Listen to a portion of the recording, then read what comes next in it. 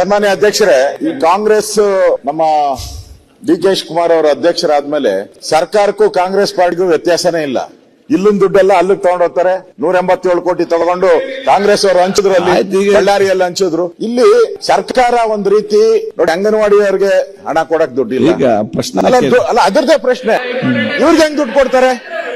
ಕಾಂಗ್ರೆಸ್ ಕಾರ್ಯಕರ್ತರಿಗೆ ಯಾವ ಲೆಕ್ಕದಲ್ಲಿ ನೀವು ನಮ್ಮ ಈ ಕರ್ನಾಟಕದ ಜನರ ಟ್ಯಾಕ್ಸ್ ಪೇಯರ್ಸ್ ಹಣ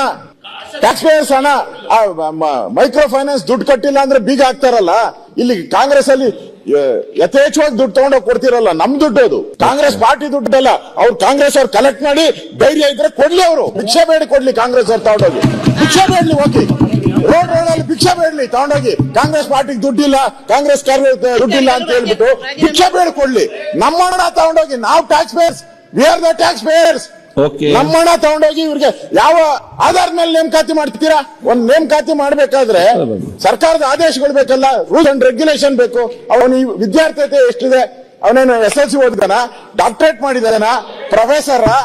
ಏನು ಅವನಿಗೆ ಕ್ಯಾಬಿನೆಟ್, ಅವನಿಗೆ ಕಾರು, ಅವನಿಗೆ ಬಂಗ್ಲೆ, ಅವನಿಗೆ ದೊಡ್ಡ ದೊಡ್ಡ ಆಫೀಸ್ ಡೆಕೋರೇಷನ್? ಯಾರ್ದಣ? ಉತ್ತರ ಕೊಡ್ತಾರಲ್ಲ, ಹೇಳ್ತಾರೆ ಅವರು. ಲೂಟಿ